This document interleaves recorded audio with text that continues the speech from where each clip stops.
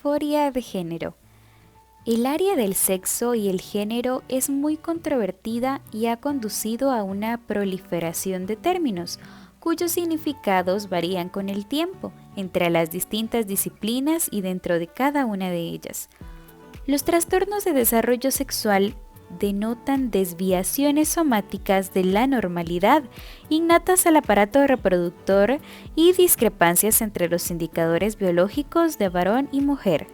La necesidad de introducir el término género surgió con el entendimiento de que, para los sujetos con indicadores biológicos de sexo ambiguos o en conflicto, el rol que se vive en la sociedad y la identificación como varón o mujer podría no asociarse uniformemente con los supuestos según los indicadores biológicos y de que algunos sujetos desarrollan una identidad como mujer o varón que no coincide con su conjunto de indicadores biológicos clásicos.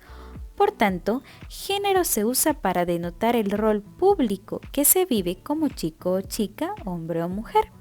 Sin embargo, a diferencia de algunas teorías constructivistas sociales, se considera que los factores biológicos son los que contribuyen en interacción con los factores sociales y psicológicos al desarrollo del género. La disforia de género, como término descriptivo general, se refiere a la insatisfacción afectiva, cognitiva de un sujeto con el género asignado, pero se define más específicamente cuando se usa como categoría diagnóstica.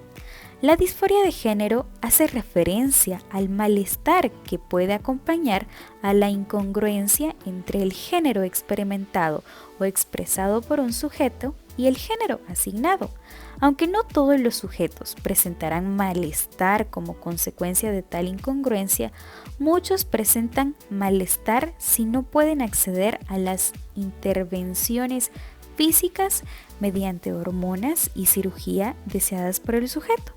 El término actual es más descriptivo que el anterior término del DSM-4, que decía trastorno de identidad de género y se centra en la disforia como problema clínico. Para realizar un diagnóstico de disforia de género, podemos observar los criterios diagnósticos en la página 452 del DSM-5, donde nos explica de forma detallada qué debemos de considerar para realizar ese diagnóstico, considerando que hay una diferencia entre la disforia de género en niños y la disforia de género en adolescentes y adultos.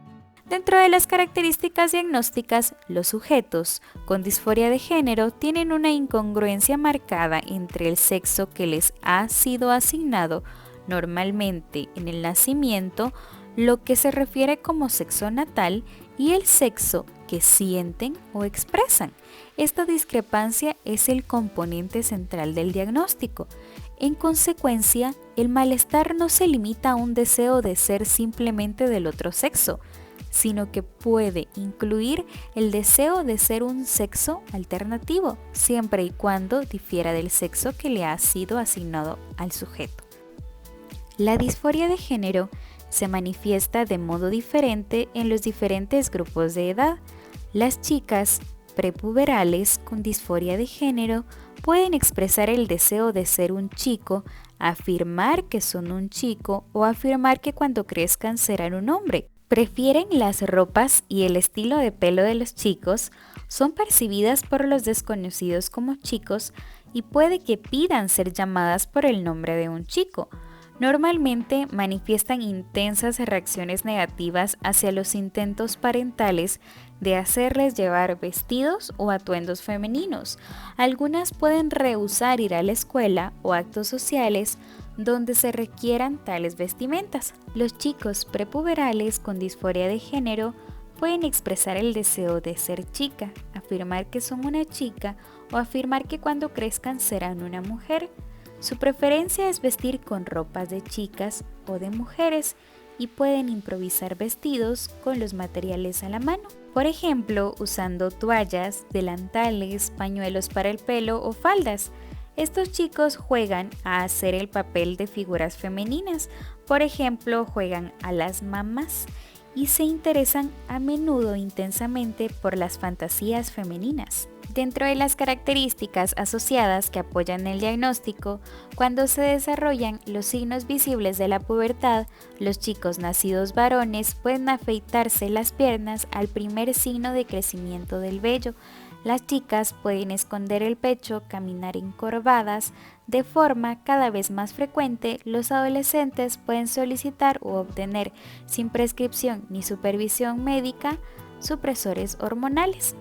Los adolescentes y adultos con disforia de género antes de la reasignación de sexo tienen un riesgo aumentado de ideación suicida. Tras la reasignación de sexo, la adaptación puede variar y el riesgo de suicidio puede persistir. Prevalencia. En los adultos nacidos varones la prevalencia oscila del 0.05 al 0.014% y en las nacidas mujeres entre el 0.002 y el 0.003%. Como no todos los adultos que buscan tratamiento hormonal y tratamiento quirúrgico de reasignación de sexo acuden a consultas especializadas, estas cifras están probablemente subestimadas. Desarrollo y curso. Como la expresión de la disforia de género varía con la edad, hay criterios diferentes para los niños y para los adolescentes y adultos. Los criterios para niños se definen de modo más concretos y de forma más conductual que los de los adultos y adolescentes. Muchos de los criterios centrales se apoyan en diferencias de comportamiento de sexo bien documentadas entre los chicos y las chicas con un desarrollo típico. Los niños menores se expresan con menos probabilidad que los niños mayores, que los adolescentes y que los adultos. La disforia anatómica persistente en los adultos y adolescentes, la incongruencia entre el sexo que se experimenta y el sexo somático es un rasgo central del diagnóstico. Los factores relacionados con el malestar y el deterioro varían también con la edad. Disforia de género sin un trastorno de desarrollo sexual. En los niños derivados a la consulta, el comienzo de las conductas de cambio de sexo ocurre generalmente entre los 2 y los 4 años de edad. Esto se corresponde con el periodo de tiempo del desarrollo en el que la mayoría de los niños que se desarrollan típicamente comienza a expresar conductas e intereses propios de su sexo. En algunos niños de edad preescolar puede aparecer tanto en conductas generalizadas de cambio de sexo como el deseo expresado de ser del otro sexo. En algunos casos, el deseo expresado de ser del otro sexo aparece más tarde, normalmente en el comienzo de la educación primaria. Tanto en los adolescentes como en los adultos nacidos varones hay dos amplias trayectorias para desarrollar la disforia de género, las cuales son el comienzo temprano y el comienzo tardío. La disforia de comienzo temprano se inicia en la infancia y continúa hasta la adolescencia y la edad adulta, o hay un periodo intermitente en el que la disforia de género cesa y los sujetos se identifican como gays u homosexuales, seguido de una recurrencia de la disforia de género. La disforia de comienzo tardío ocurre en torno a la pubertad o mucho más tarde en la vida. Algunos de estos sujetos refieren que han tenido deseos de haber sido del otro sexo en la infancia y que no lo expresaron verbalmente a otras personas. Disforia de género sin un trastorno de desarrollo sexual. La mayoría de los sujetos con un trastorno del desarrollo sexual que desarrollan disforia de género han acudido en busca de atención médica a edades tempranas. En muchos sujetos, comenzando desde el nacimiento, los asuntos relacionados con la asignación de género han sido abordados por los médicos y por sus padres. Además, como la infertilidad es bastante frecuente en este grupo, los médicos están más dispuestos a realizar el tratamiento con hormona del sexo opuesto y la cirugía genital antes de la edad adulta. Factores de riesgo y pronóstico. Factores temperamentales. En los sujetos con disforia de género sin un trastorno del desarrollo sexual, la conducta sexual atípica entre los de comienzo temprano aparece en la edad preescolar temprana y es posible que un alto grado de atipicidad haga que el desarrollo de la disforia de género y su persistencia en la adolescencia y la edad adulta sean más probables. Factores ambientales. Entre las personas con disforia de género sin trastorno del desarrollo sexual, los hombres con disforia de género, tanto en la niñez como en la adolescencia, tienen más frecuentemente hermanos mayores varones en comparación con aquellos sin esta afección. Factores genéticos y fisiológicos. En los sujetos con disforia de género sin un trastorno de desarrollo sexual han señalado la posibilidad de alguna contribución genética a raíz de los datos. Diagnóstico diferencial. Inconformidad con los roles sexuales. La disforia de género debería distinguirse del simple inconformismo hacia la conducta sexual estereotipada por el gran deseo de ser de un sexo distinto al asignado y por la extensión y globalidad de las actividades e intereses variantes respecto al sexo primario. Trastorno de travestismo. El trastorno de travestismo se observa en varones, adolescentes y adultos heterosexuales o bisexuales. Raramente se da en mujeres, en quienes la conducta de vestirse con ropa del otro sexo genera excitación sexual y causa malestar o deterioro sin que se cuestione el sexo primario. Trastorno dismórfico corporal. El sujeto con trastorno dismórfico corporal se centra en la alteración o la eliminación de una parte corporal específica, porque se percibe como formada de modo anormal, no porque represente un sexo asignado que se repudie. Esquizofrenia y otros trastornos psicóticos. En la esquizofrenia puede haber raramente delirios de pertenencia a otro sexo distinto. Otras presentaciones clínicas. Algunos sujetos con deseos de masculinización y que desarrollan una identidad sexual alternativa ni varón ni mujer tienen una presentación que cumple con los criterios de la disforia de género. Comorbilidad. Los niños que se derivan por disforia de género presentan niveles elevados de problemas emocionales y conductuales, sobre todo trastornos de ansiedad, trastornos disruptivos de control de los impulsos y depresivos.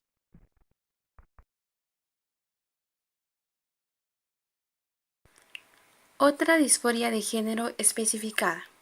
Esta categoría se aplica a presentaciones en las que predominan síntomas característicos de disforia de género que causan un malestar clínicamente significativo o deterioro en lo social, laboral u otras áreas importantes del funcionamiento, pero que no cumplen todos los criterios de disforia de género.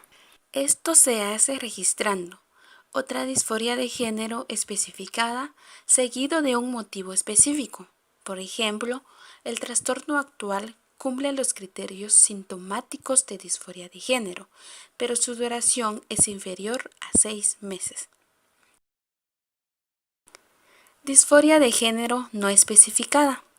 Esta categoría se aplica a presentaciones en las que predominan los síntomas característicos de la disforia de género, que causan un malestar clínicamente significativo o deterioro en lo laboral, social u otras áreas importantes del funcionamiento, pero que no cumplen todos los criterios de la disforia de género.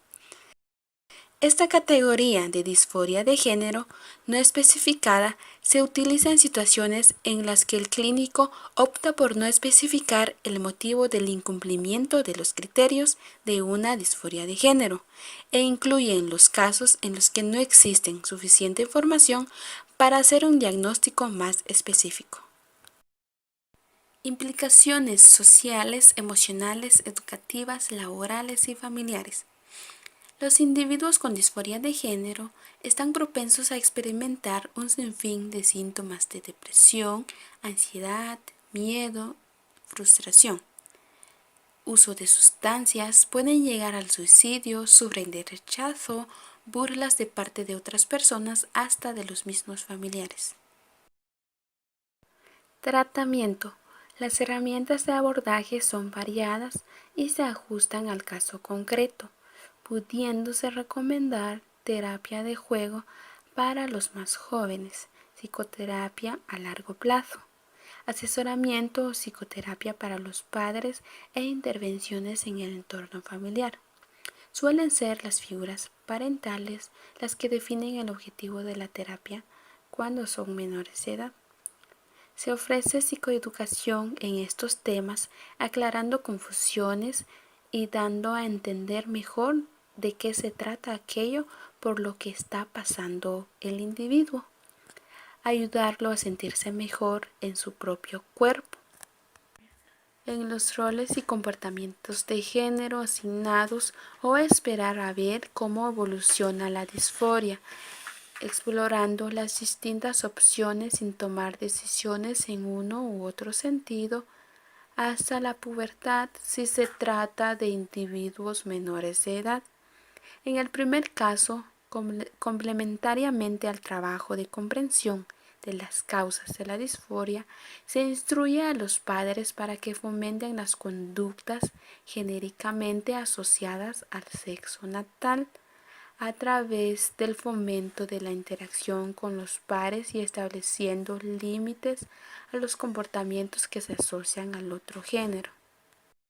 Asimismo, pueden utilizarse terapias individuales y conjuntas para reducir la identificación con el género contrario.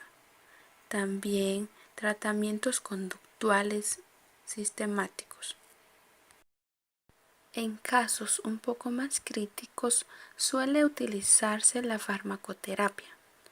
Los estudios han mostrado que 50 o 70% de individuos con disforia de género pueden tener síntomas de depresión, ansiedad o de psicosis. Estos pacientes pueden necesitar la terapia para la depresión, antidepresivos, la ansiedad, ansiolíticos o la psicosis franca, antipsicóticos. Otro de los tratamientos también puede llegar a ser la cirugía para la confirmación de género.